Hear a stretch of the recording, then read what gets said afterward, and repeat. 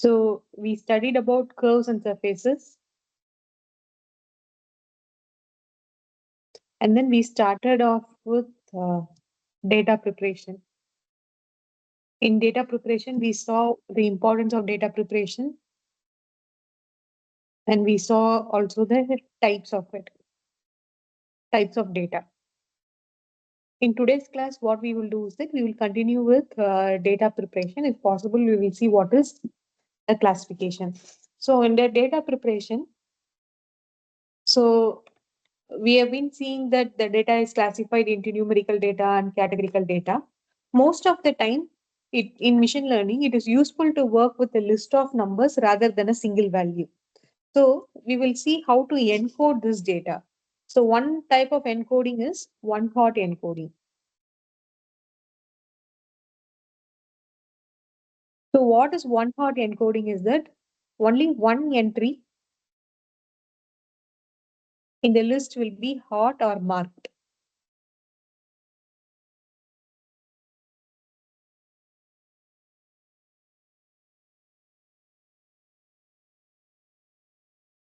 Let's say some example for it.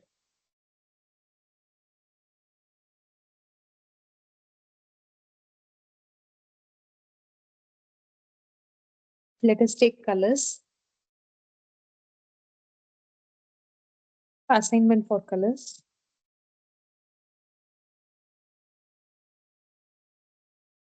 One-hot encoding. So let us assume we have colors like red, yellow, blue, black. So red I can assign is to 0. Yellow I can assign it to 1. Blue I can assign it to 2. Similarly, black I can assign it to 7. So one hot encoding for each colors.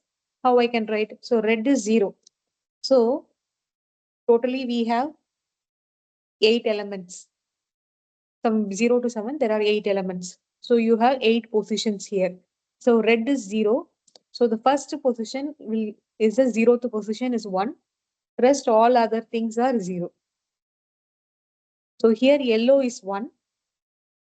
So the first position is 1. Rest all the elements are 0. Here blue is 2.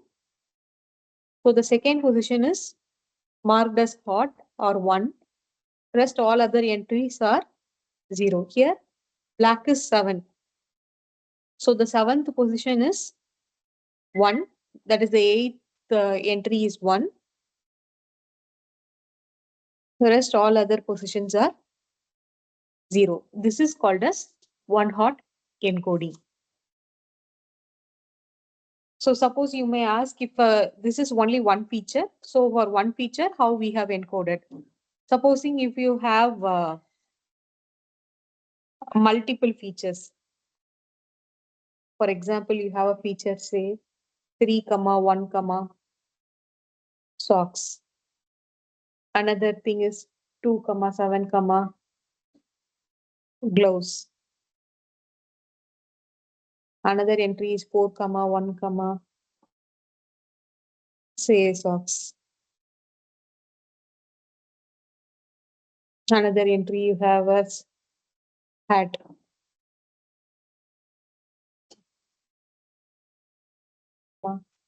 Shirt. So here you have multiple features. So here you have 3 features. This is feature number 1, feature number 2, and feature number 3. So the third feature is a string. The rest all other features are numerical values. So this is one sample. The sample contain multiple features. So we need to convert the individual entry into one hot encoding. So how you will convert? Now you can assign the values. For hat, you can assign it to be as 0. Shirt, you can assign it to be as 1. Gloves, you can assign a number 2. For socks, you can assign a number 3. So now you have to encode. So you are not encoding the first 2 values. You are encoding only the coded assignments. So here socks has the value of 3. So that means the 4th position will be 1. Rest all other positions are 0. Next, you have 2 comma 7 comma gloves. Gloves is 2. So the third entry is 1. Rest all other entries are 0.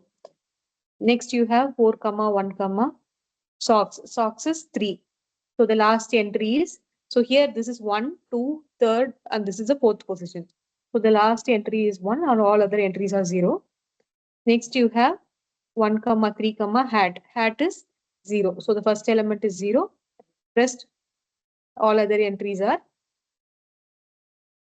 so the first element is 1. Rest all other entries are 0.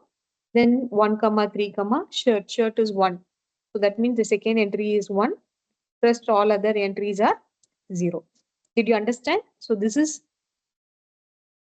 the one hot encoding for a single feature. This is one hot encoding in multiple features. We can, it is not necessary that all the feature has to be encoded. Even a part of the sample can be encoded using one hot encoding. So did you understand? So one hot encoding is a part of encoding the features. So sometimes we will use this type of encoding. We will see later on where we will be using these things. Now we will understand about basic data cleaning. So data cleaning can be used, suppose if our data is in textual form. So we can have errors like typographical errors,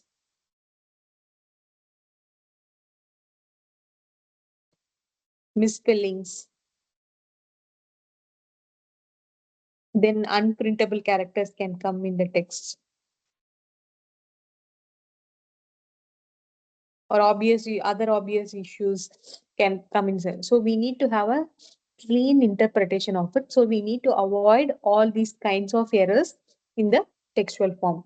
And then sometimes if you are using textual forms, we might suppose if there is a word called giraffe, we cannot write it as not a giraffe, or we should not write a spelling with a spelling mistake or with a typo, or we cannot write a variant like giraffe with very tall. We could not write a variant of it, because why we should not have the variant of the labels is that because the computer will assign a different number to different strings.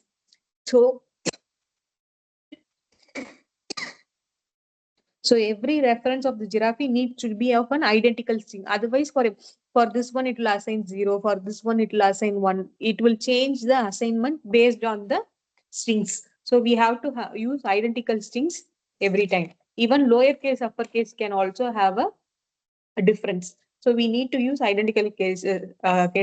Suppose if you're using lowercase, you have to use lowercase always. If you're using uppercase, then you have to maintain the consistency of that one. So this is one thing. And another thing about data cleaning process is that we need to remove any accidental duplicates in our training data, because it will skew the, we need to remove the duplicates, because otherwise it will skew the complete data. So any accidental duplicates are there, we need to remove that one. Because sometimes what will happen, the more the duplicates of the numbers are present, then it will have more influence on the model. Because if different samples are just to happen to be the same value, then the sample will have more influence than it actually it should have. So we need to remove these duplicates, and then we need to avoid errors like missing the decimal point. So instead of 1000, we cannot write 1.000. So misplacement of a decimal can completely change the value. So we need to avoid errors like that. Sometimes when human are involved in entering the data, there can be blanks in the Excel sheet or some other data form. So we need to avoid such blanks. Sometimes data may not be available, or sometimes they would have left the data without entering. So these things also should be taken care. Sometimes when we are using computers, we might get a character called nan. Nan means not a number. So which will indicate that we are using a placeholder. It is printing instead of printing a number, it is receiving something else. So it is showing it is not a number. So we need to avoid such things. And also we need to take care of the formats. I'll tell you an example for format.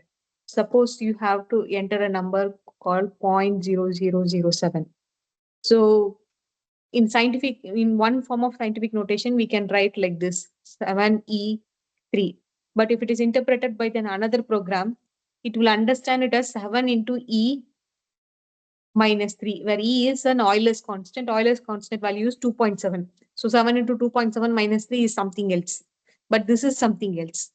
So in one format, it is recognizing like this. In one format, it can recognize this as an Euler's constant. So we need to be careful about the format which we are using. Sometimes there could be missing data. So if there is a missing data in a sample, some features will be missing, some features will be present.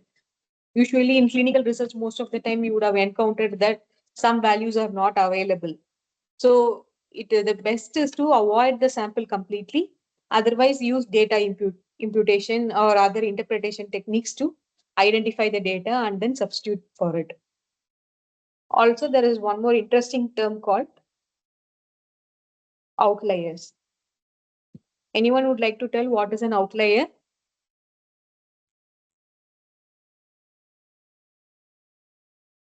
Anyone would like to try?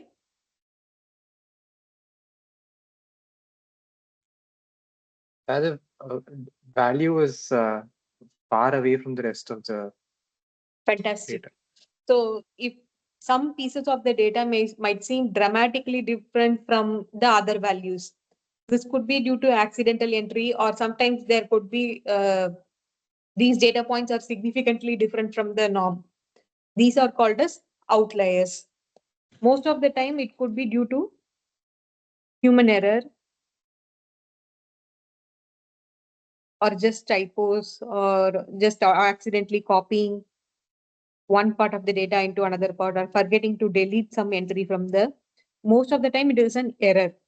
But sometimes we might get data which is significantly different from the norm.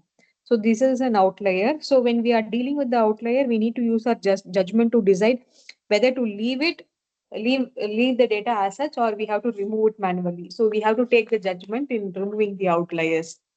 These outliers can skew the data completely. So we have to use our judgment, because sometimes it can be an abnormality or sometimes it can be an error. We never know what it is. It's a real piece of data or something. So we have to use our judgment to remove that manually or keep or use it in the data. Data cleaning. Whenever we just saw what are the different types of errors which can occur in the data. So we have to clean all these things. We have to remove the duplicates. We have to check the characters between, if it is in the text form, you should avoid blanks. You should. So instead of NaN, we have to insert a number. Then we have to check the format of it. And also we must be cautious about the outliers. So a major effort is needed in data cleaning process. A lot of tools are available for it. Some tools are standalone, some tools are built into the machine learning libraries. The major aim is this.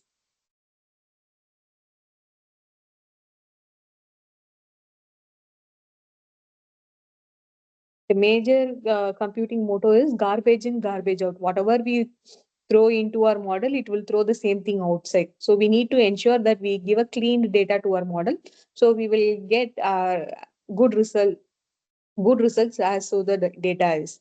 So our results are only as good as our starting data. So it is important that we start with the best data available.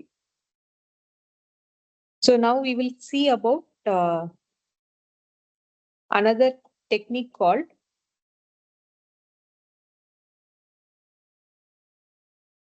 normalizing and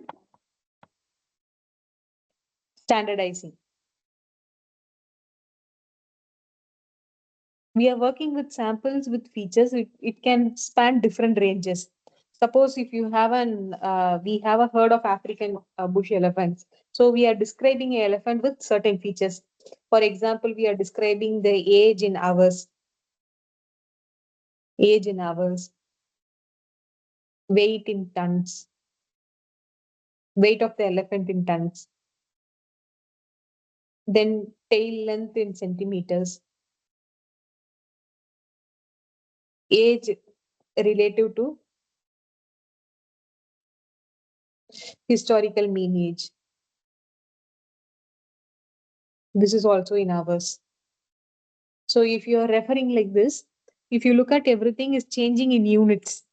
So we cannot in machine learning algorithms. So whichever has a larger value will have huge impact in the model. So, but these are all not comparable. They are all in their individual units. So what we need to do is that we have to normalize the data. So what is normalization? The first step in the data processing is normalization, making everything in come to the same scale or in a specific range. Uh, so, so in statistical sense, it means that we have to scale the data so that it lies in some specific range. The range can be -1 to +1, or it can be 0 to 1. So all these things, whichever is in there in the different unit, will come to the same scale. So because larger numbers have more impact than the smaller ones, we are making this decision. So there are several routines available in machine learning library to do this automatically. Next is standardization. Standardization is unlike normalization, it is a two-step process. The first step in standardization is mean subtraction.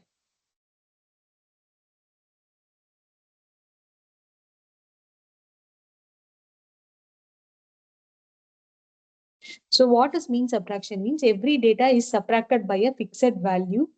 So every feature is subtracted from a fixed value so that it is either subtracted or added so that the mean value of the feature is 0. It is called as mean subtraction or also mean normalization.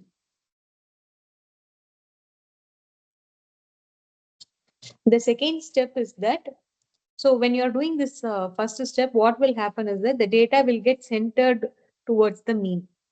So the data will shift left, right, and top, bottom, and then it will be centered towards the mean. Whenever you are doing a PCA, our data will get centralized. Initially, it will be somewhere else. After standardization, it will get centered. So this is done by mean suppression. So the second thing what we need to do is called as variance normalization. So what is variance? Instead of doing normal normalization, if you do normal normalization, what will happen? Our data will come between these ranges. So here what we are doing is that we are not doing the normal normalization. We are doing variance normalization. We are dividing it by the standard deviation.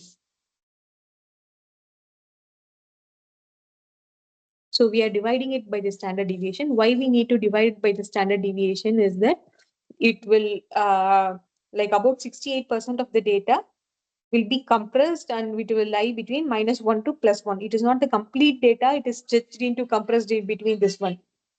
So it is only 68% of the data is compressed. So which means in the first standard deviation, 68% is first standard deviation in normal distribution. Only that get compressed and stretched. And the rest of the data will lie outside -1 and +1. So this necessarily means that there will be points outside the range of -1 and +1 also. So the results are different from normalization. So standardization is a two-step process. The first step is called as mean subtraction, where we subtract or add a fixed number to the features. The second thing is called as variance normalization, where we divide every feature by the standard deviation value. These are the steps involved in standardization.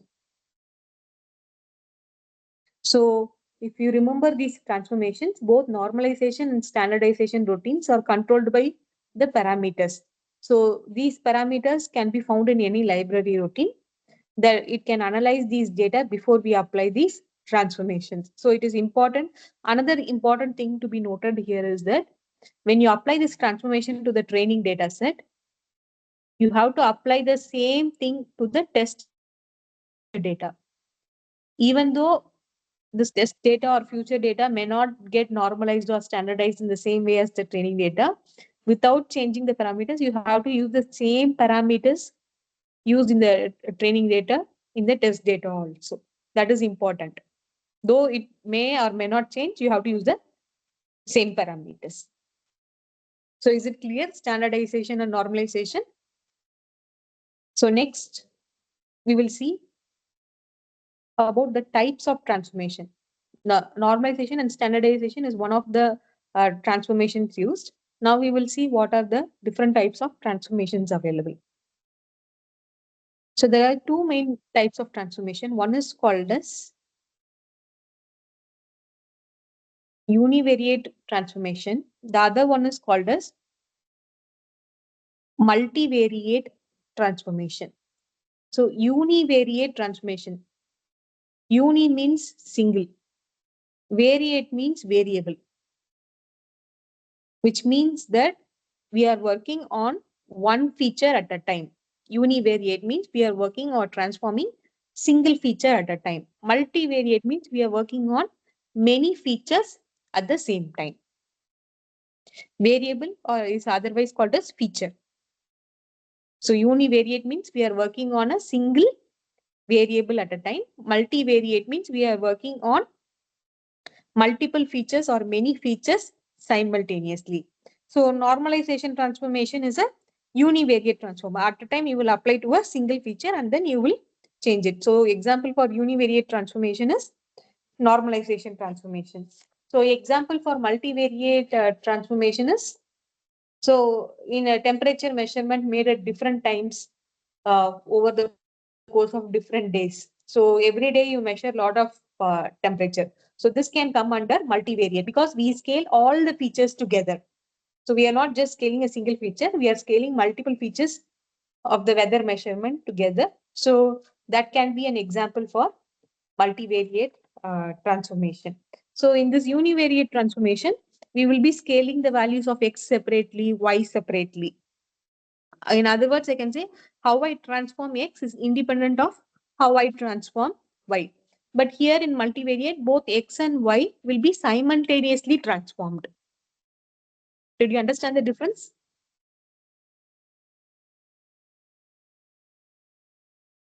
Okay.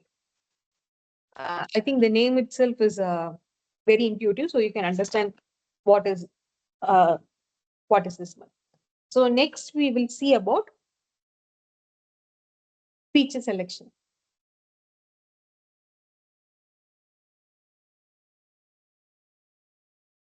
What is feature selection? Any idea? Anyone would like to try? What is feature selection?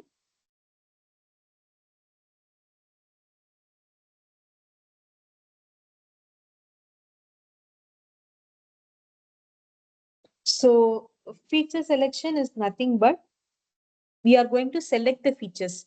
Why we need to select the features is that then we will get less data. So when we have less data, our training will be faster.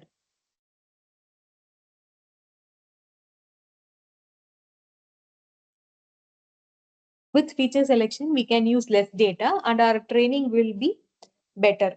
So the feature selection or otherwise called as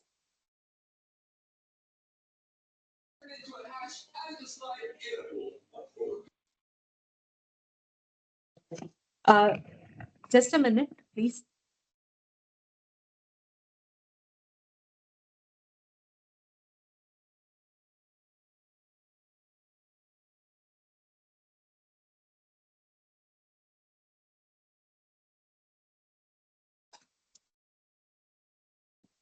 Yeah, sorry, I'm back again. So feature selection is otherwise called as feature filtering. So with feature selections, what we will do is that we will select the data which is required for us, or else we will remove the redundant data which is not required for us. So we will have less data. So when we have less data, our training will be much faster or our training will be much better. So we will be removing redundant, irrelevant, or otherwise not helpful data. We will be removing, we will be eliminating from them, and we will not waste time on the unnecessary data.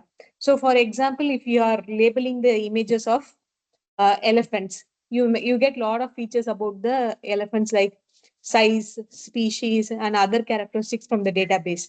Suppose there is one particular feature called as number of heads of the elephant. So number of head of the elephant is always going to be one. It is not going to change.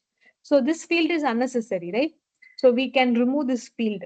So there is one more example where we have the a trunk length and the ear size to be correlated.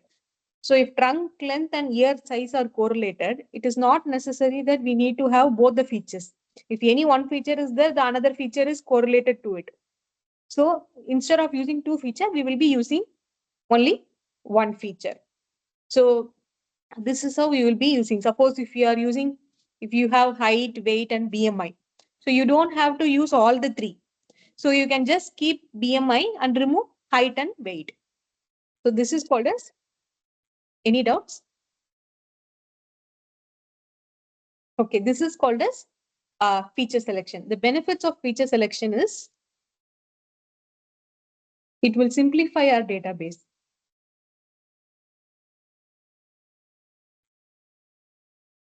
And it will speed up our learning. So removing a feature is also called as so this is also a feature transformation. So any feature we remove from the training data set, it should be removed in the test data set also. Whatever we do with the training, we have to do it with the future or test data set. Whichever data we use in the future, we should also do the same feature selection. If you're removing certain features from it, the same features has to be removed in the future data set. So next we will see about, so let's do a quick recap. So what we did is that we saw about one hot encoding, how it can be used to change a single variable, or in the multi-feature sample, how it can change individual features. Then we saw about data cleaning, why we need to use data cleaning, what are the different kinds of errors which will happen. Then we saw about normalization and standardization. We saw the techniques of it. Then we saw about the types of transformation, univariate, multivariate. Then we saw about feature learning, sorry, feature selection. So now we will see about dimensionality reduction.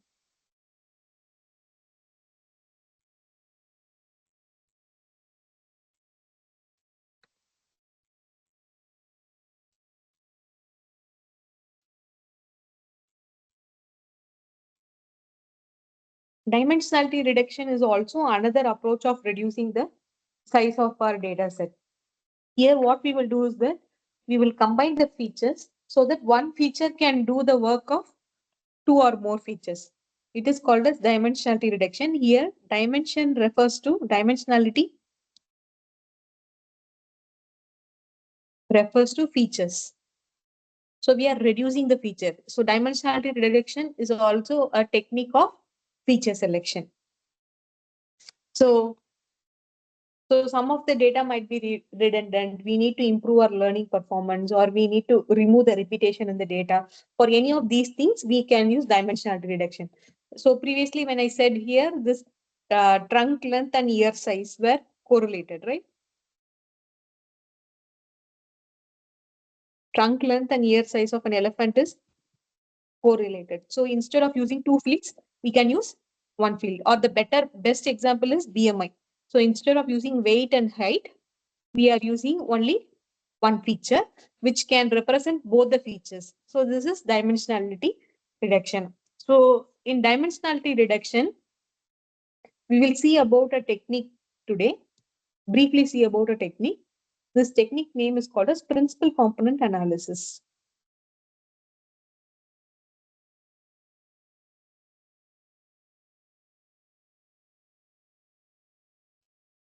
or simply PCA.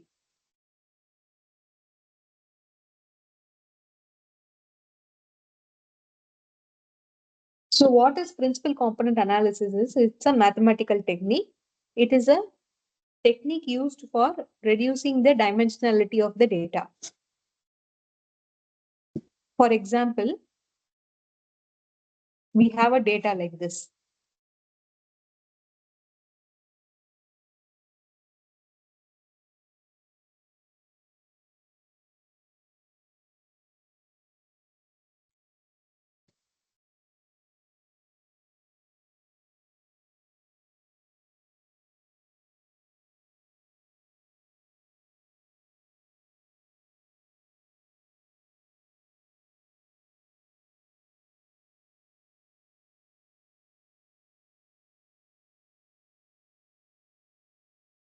let's keep our starting data like this. So 0 is here and here there's 0. So this looks like a guitar shape. So our data has a lot of points and this data points are lying here. So our goal is that it's a two-dimensional data. So our goal is to reduce the two dimension into a single dimension. So we need to replace each pair of X and Y into a, here we have X and Y two data. So we need to replace it with a single data in one dimension. How we are replacing like height and weight in a height and weight to a BMI to a single number, like that we have to convert these two number into a single number. So when we use PCA, it can combine many sets of features simultaneously. So what we will do is that first we will do the pre-processing. So in the pre-processing, so after standardization, what will happen is that it will get centralized to 0. After standardization, we will have the data points like this. So initially it was in a different side. After standardization, it it will get mean centered. So the mean 0 0 is here. So the object is centered after standardization. Then after standardization, what we can do is that, so we have the data here. So you draw a projection line.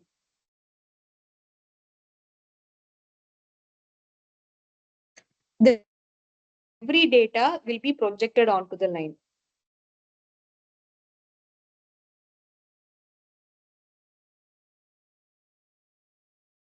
So every data in this one will be projected here to the projection line. So we project each data point of the guitar by moving it to the nearest point on the projection line. So after we project, we will have a straight line where we have all these dots like this. This is the projection line. This is 0. Here it is 0.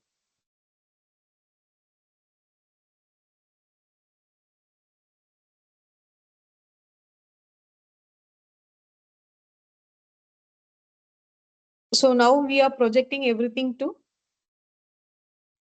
y is equal to 0. So here what we are doing, we have now converted the 2D data point into a 1D data point. So what we have done, we have completely neglected the y dimension. So only we have x dimension. The y dimension is 0 now. We have neglected it. So how it is like similar to neglecting the height in the BMI and taking only weight into consideration. But this is not useful. So what we have to do, this is also 1D data, but we have neglected one set of data completely. So without neglecting, how to improve this situation is that, so how we will do is that, suppose we have this guitar shape, you draw a line of maximum variance.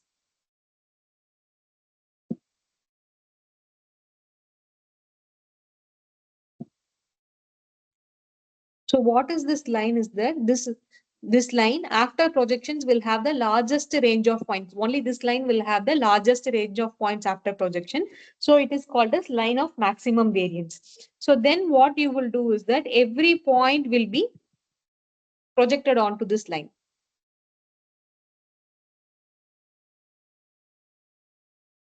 So every point will be projected onto this line of maximum variance. Then if you look at this line, it will be like this after projection. The points of the guitar data set is projected onto the line of maximum variance. Then what we will do is that we will tilt this line.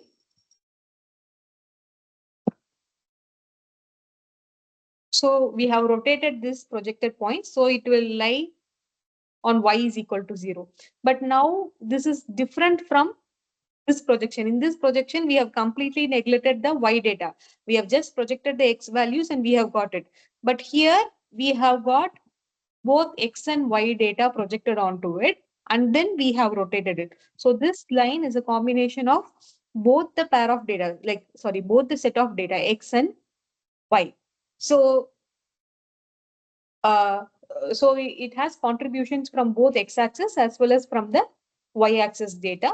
So now this has been reduced. The 2D data has been reduced to 1D data. Similarly, we can reduce from 3D to 2D, 3D to 1D. If you are doing from 3D to 2D, instead of a line of maximum variance, you will have the surface of maximum variance. So in the surface, you will project everything, and that will become a 2D value. Even from then from surface to line, you can convert, and that will be 3D to 1D. Now you will have a critical question like how many dimensions we should try to compress. Now we have compressed it to a single dimension. So in reality, we will have n number of dimensions. So how to reduce this dimension is one of the question. So uh, so we have to come up with the number k. So k is the number of dimensions to be reduced. It is a hyperparameter. Anyone would like to recollect what is a hyperparameter we studied previously?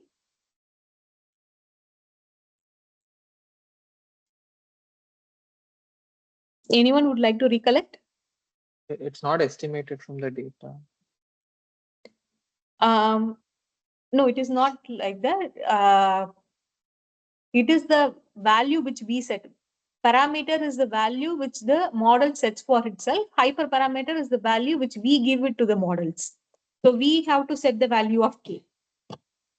But nice try. But here k is the number of dimensions in the data after PCA has done its work. It is a hyperparameter. In this example, k is equal to 1 because we are reducing it to the one dimension. So what will happen? So we will discuss the choice of k now. Suppose if k is too little. So what will happen if the k value is too little? The training and the evaluation steps will be inefficient.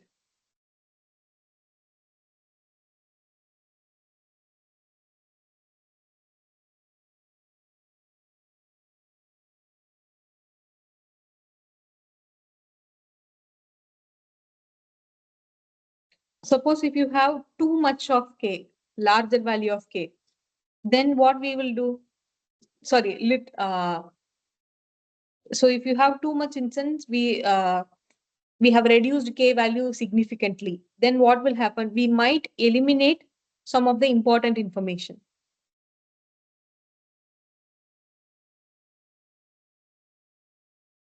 So if the reduction is not too much, then training will not be perfect. If the reduction is very much, then we might lose out some important information. So the best is to pick K by empirical testing. Empirical testing means by trial and error. So we have to run our algorithm many times with several different values of K. Then we can choose the best K based on our trial and error testing. So whatever PCA transformation we use for compressing our training data, the same transformation parameters has to be used in the future data also. If you're using k is equal to 1 in the training data, then you have to use k is equal to 1 in the testing data or in the future data also. That has to be clear. Now we will see about standardization, and we will see how to do the PCA for images. Now we have seen it for the data point, so we will see how we can do it for images.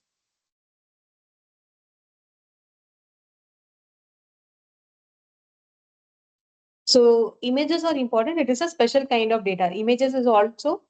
So let's come to a discussion like whether image is a 2D data or a 3D data. So if you look at color images, it has 5 values. So it has X value, Y value, a red channel, green channel value, and then blue channel value. So it has totally 5 features or ID value. For discussion purpose, let's stick on to only grayscale images. Grayscale images has 3 values. That's X value, Y value, and the intensity value. Intensity or the grayscale value. So it is 3D. So now what we will think is that, so here X and Y are just indices. So they are just index values. So we will think each pixel as a feature. So this intensity value is nothing but the pixel value. So each pixel value as a feature. Suppose if our image is 100 pixels wide and 50 pixels height, then we will have about 5,000 features.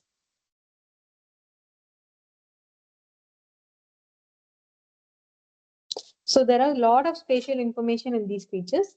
So let's think that this is our image.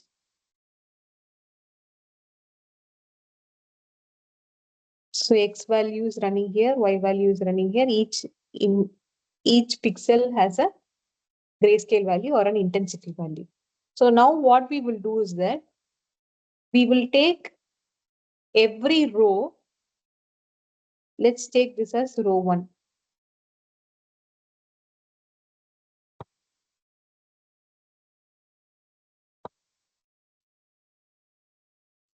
So the next row will come here. Next row will come here. Next row will come here. So all the rows will be appended like this. So this process is called as flattening.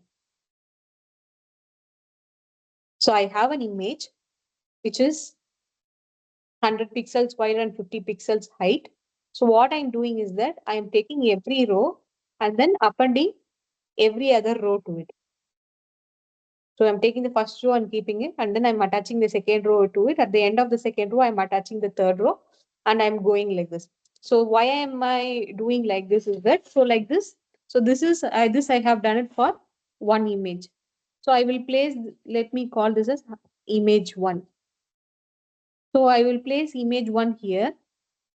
Then I will take the second image, flatten it, and then place it in the second row. Third image like this, n images. I will form like a stack like this.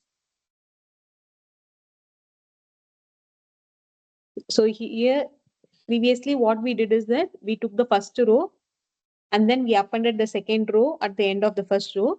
So here what we are doing is that every images we are putting on top of each other, so that all the images will come like a matrix now. So suppose this is k comma n. So what we did, we took k comma 1, k comma 1, k comma 1. So that this is 3k into 1. This one is 3k into 1.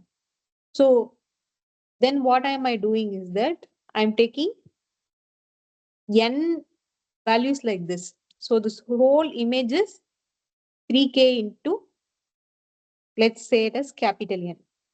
This I will keep it as capital N. So this, suppose we have 10 images. This is 3k into 10. I'm stacking one on top of other. So I have stacked 10 images. So I have stacked 3k into 10 images like this. Is it clear?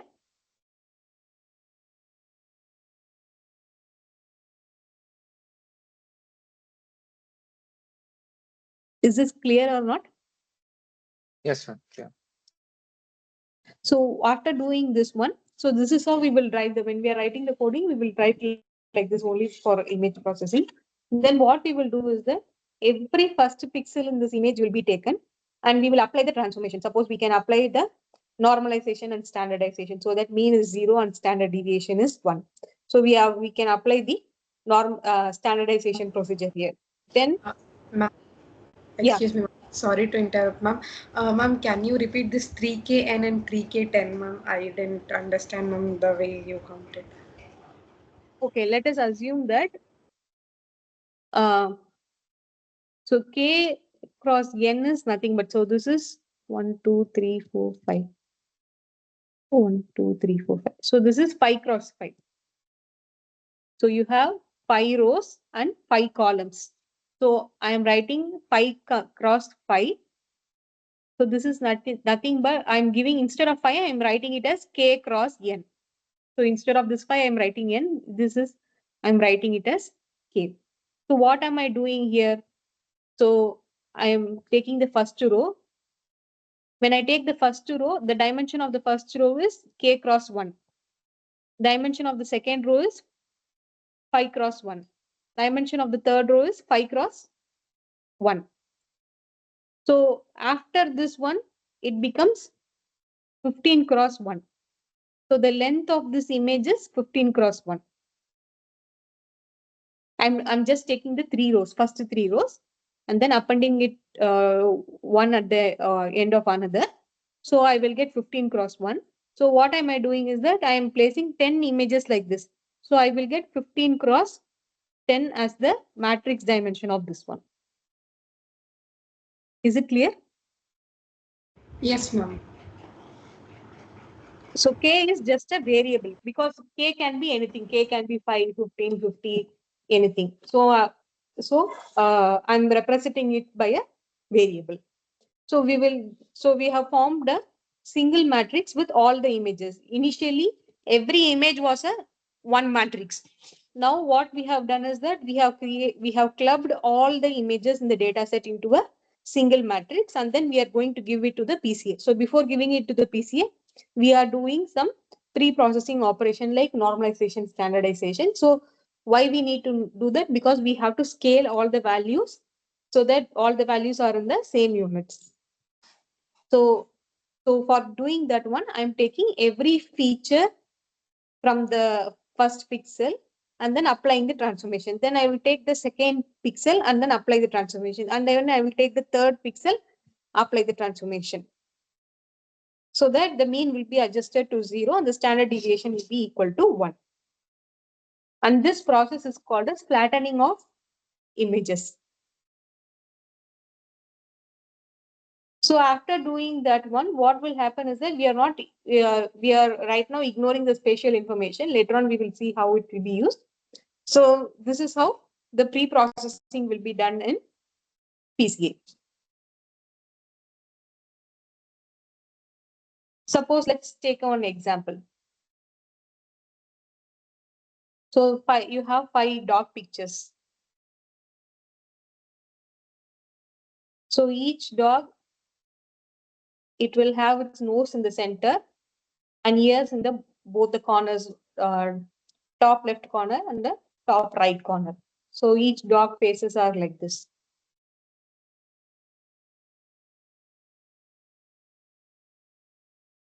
So let us assume that the ears are towards the corners and the nose is towards the center. We have 5 images. 5 images is not a lot of images.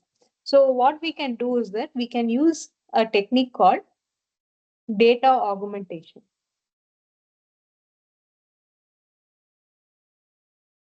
So what is data augmentation means? So whenever there is a lack of data, we don't have enough data. So what we will do is that we will take those images and then increase the number of images.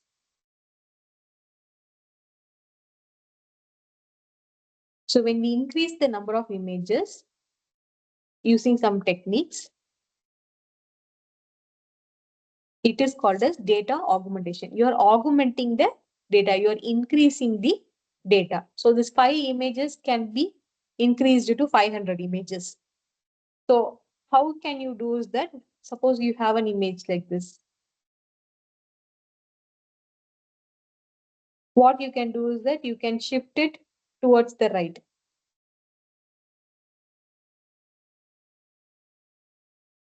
You can shift it towards the left.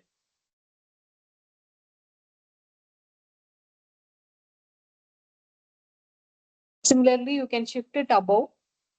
We will do some tutorials later on. So what am I doing is that I'm cropping those side images so that they are shifting it. So when we do the real example, it will be more clear to you. So what am I? I'm taking one image, then shifting it left, shifting it to the right, shifting it to the top, shifting it to the bottom. And then what we can do is that we can also rotate these images, rotate 90-degree, rotate clockwise, anti-clockwise, so that we get multiple variations of these images. We can rotate it 90-degree, we can rotate it 5-degree, then 10-degree, we can shift it to the left, then 10-degree, we can shift it to the right. So we can do all the transformations. So by doing these transformations, we are getting variations of these data, and those can be added on to the training images. So that will contribute to the variety of the data. Thereby, we are increasing the number of data which is present in the training set. Is it clear? This is called as data augmentation. So whenever we want to do the PCA, the first step is to standardize them. To standardize them, we will do this pre-processing. So how we will arrange images, we have told you. Otherwise, after this one, every step is same. We will project it to the line of maximum variance and everything is same. But how are we doing with the images is in this way. So supposing if you have a 2D data, so those 2D data you want to project into a single 1D dimension. The size of the image is 65 cross 45. Then we will have 2880 features. So this PCA will project into the directions as many directions as we want for. We are suggesting that if we suggest K, it will project into the directions as many times as we want for. So this projections in this PCA is called as eigenvectors. In later one class, we will see this detailing. Like in the previous semester, we would have learned about PCA. If you try to recollect those concepts, if you do not know, we will discuss this again in the class. So we can use PCA to represent, suppose you have 4,000 images, we can represent PCA with just 2 pictures. So we can reduce the dimension from 4,000 to 2. Is it clear?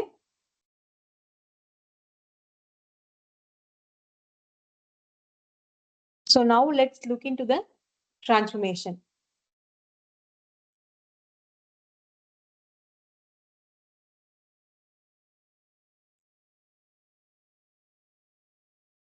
Suppose let's imagine one scenario. We have to work about the city traffic control.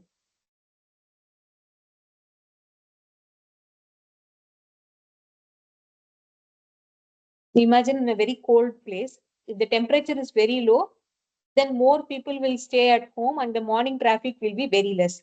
If the temperature is high, then the morning rush at between 7 to 8 will be very high. There will be a lot of cars on the road. So if I take x-axis as the midnight temperature,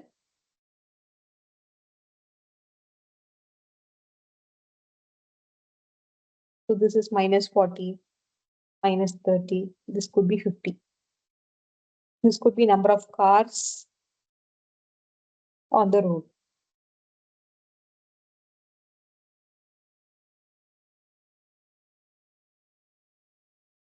So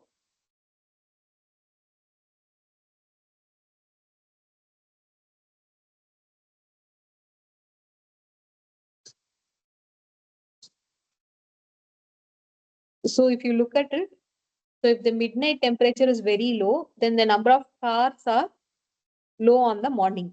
So if the midnight temperature is very high, then what will happen? The number of cars is going to be high on the next day morning. So the traffic is going to be high by the number of cars on the road is going to be high. So based on this one, so if you insert the value of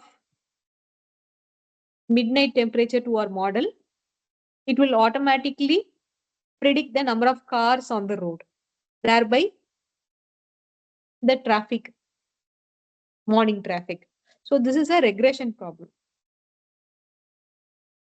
So if you feed in one data, so what this regression problem is doing is that it is trying to understand the relationship between the temperature and the cars in the road.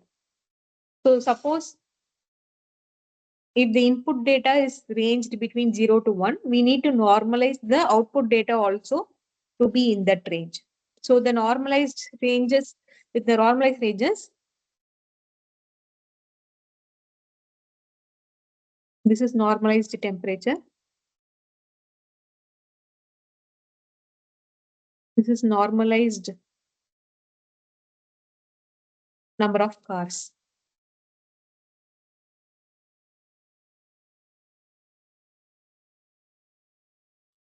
So once we get the data, what we will do that the first step is normalization. So we normalized and we got this value. So both the ranges are normalized between 0 to 1. It will make the situation more suitable for our training.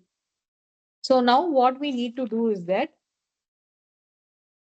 so now we know that if you feed in temperature, our model should predict the number of cars. So initially we need to understand the relationship between the temperatures and the cars. So what we will do is that we will take the measured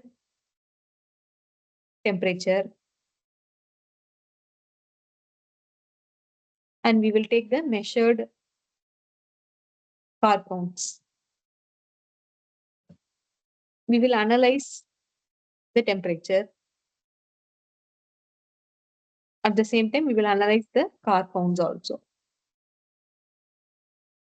So what we will analyze, we will find the minimum value of the temperature. We will find the maximum value of the temperature so that we can normalize the measured temperature between the range 0 to 1. So here also we will find the minimum car count, maximum car count from the measured value. And then so that we can normalize the values between 0 to 1. And then what we will do is that we will build a transform.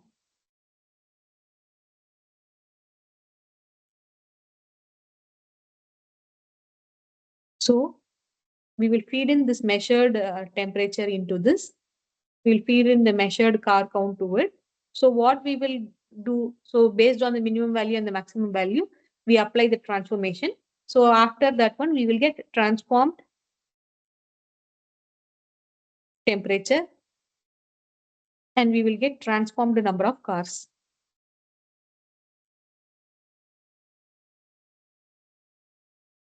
So we will learn both the things. We will give both the transformed temperature and the transformed cars to our learner. So it will, we have trained our system and it is doing a good job for predicting the number of cars from the training example. So what we are essentially doing here is that we take what is available, we take the available data, which is temperature and car count, we analyze it so that we know what is the minimum value and the maximum value. Once we know what is the minimum value and the maximum value and we have finished our analysis, we will give it to the transformers. So it will transform our input data. So once the data is transformed, we will give it to our learner. So it will do the regression and it will understand the relationship between the temperatures and the car. So once it is done, once the training is done, you take the measured temperature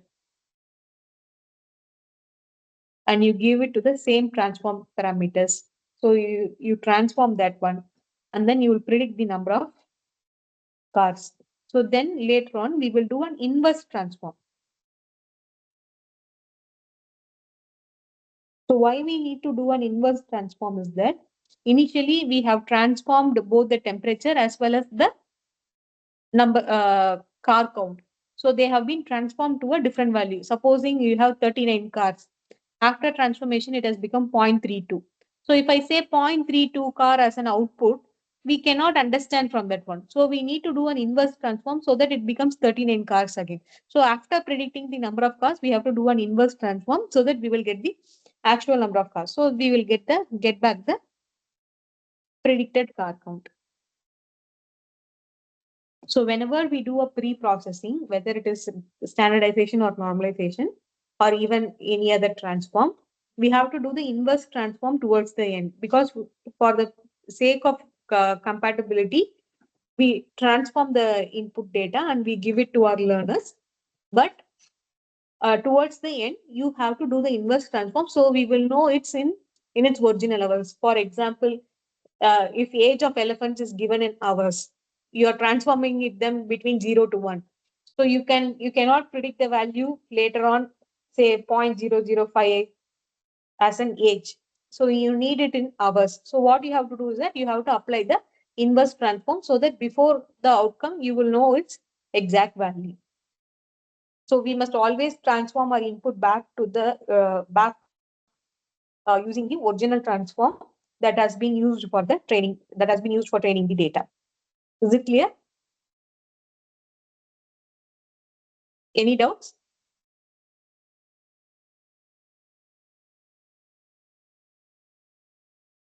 So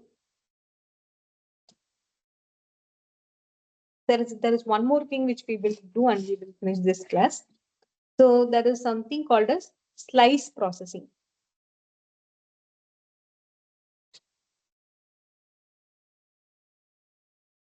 In our traffic example, we had two features per sample. One is temperature and other one is car count or traffic density. That is better to say as traffic density.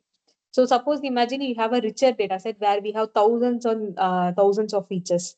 So how do we pre-process such complicated data?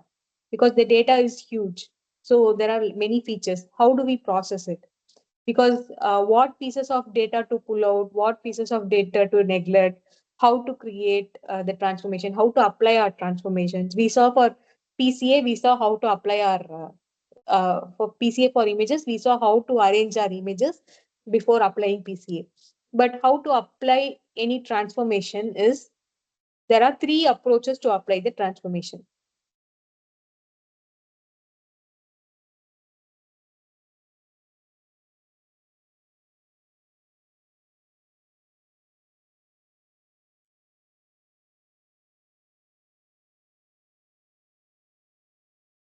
One approach is called as sample wise. Another approach is called as feature wise. The last approach is called as element wise.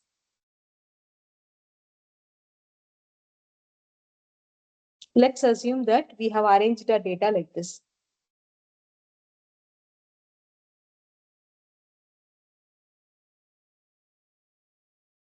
The rows are nothing but samples and the columns are nothing but features. So each row contains multiple features. So let's assume the data is arranged in a 2D grid where each row is a single sample and each element of the row is a feature. Is it clear? Is it clear? Every row is a sample and every element of the row or every column is a feature of the sample. So let's assume that how we will do sample wise processing.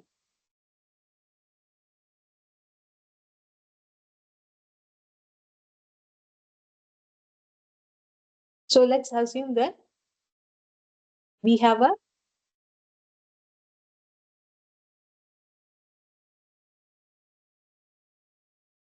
so every row is a audio.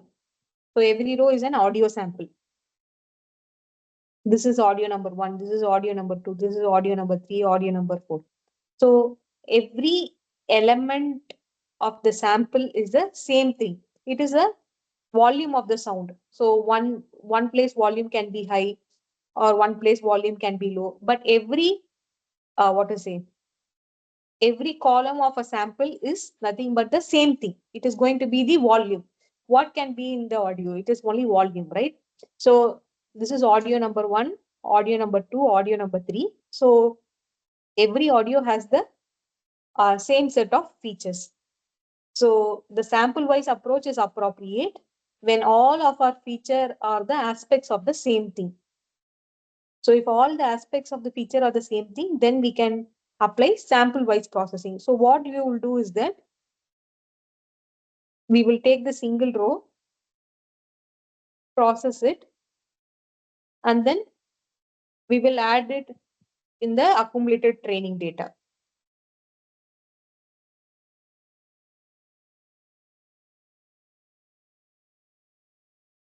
Then next we will take the next sample, process it, and then put it here. Next, take the third row, process it, then put it here. Likewise, we will process every sample individually and then put it here. This is called as sample wise processing. So what we can do is that either we can overwrite the training data, or we can create a new data set.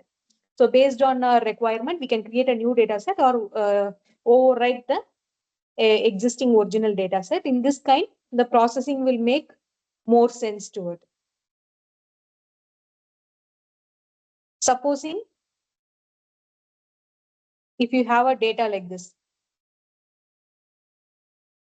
So this is calendar dates. So let's take this is February 7th, February 8th, February 9th.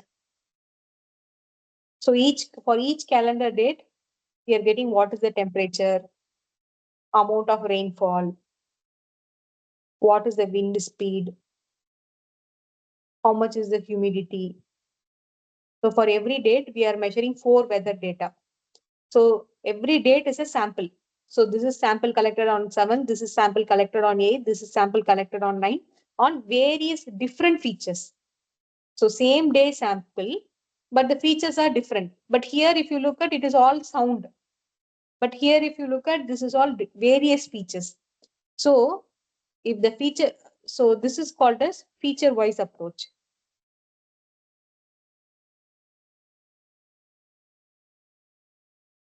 So in feature wise approach, what we are doing is that we will process individual features separately, because they are all not comparable. They have their own units and they are different features.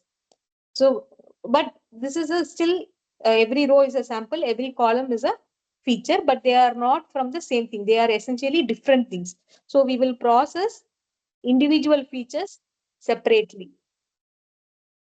If you do that one, it is called as feature wise processing. So we will take the original data. We will take the first set of feature, process it, and then accumulate it here. Next, we will take the next data, process it, and then accumulate it here. Then we will take the third data, process it, and then put it here. Either we will overwrite or we will create a new data. Because why we are processing individual features is that we cannot have humidity and temperature on the same footing. Both are different units. So we cannot process it together. You cannot process the same way you process temperature as a wind speed. So you have to process individually. So if you do feature wise processing, it is called as feature wise approach.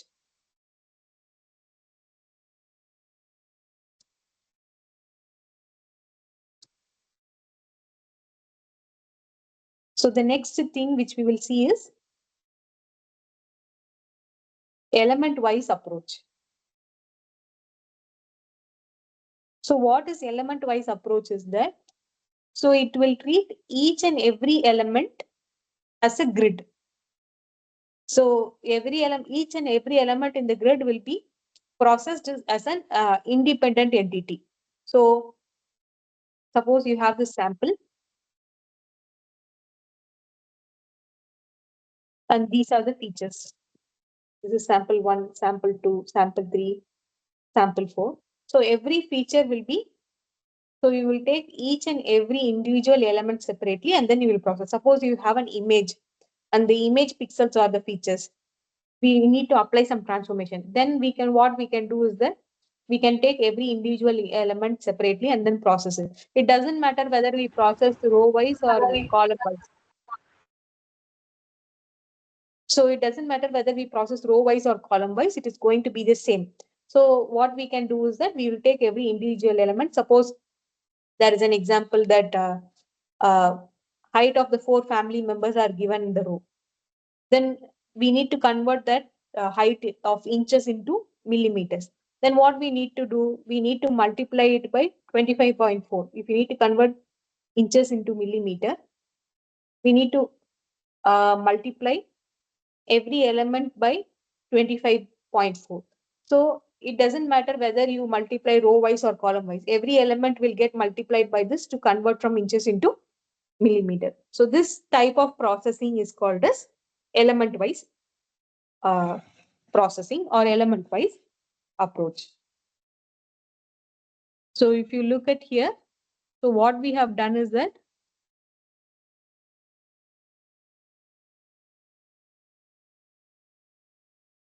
so we have taken PCA and we have seen an example of how to convert from 2D to 1D. And we have also seen the choice of K, how it can affect us. Then we have seen how to process PCA for images. And then we saw what is data augmentation. And then we saw about transformations. So in transformations, we saw how to find the relationship between them, how to transform the input into the input, and then how to make our learning. And we also saw about inverse transform. Then in the types of transformation, we saw three types of processing. One is sample wise, one is feature wise, and one is element wise. So sample wise is that every sample will be processed. Feature wise is individual features will be processed separately, and element wise is each and every individual element independent entity will be processed. So this is about it. Any doubts? Do you have any doubts? Okay, if you don't have any doubts, we will see in the next class. Thank you. Thank you, ma'am. Thank you. Thank you, Thank you, ma'am. ma'am.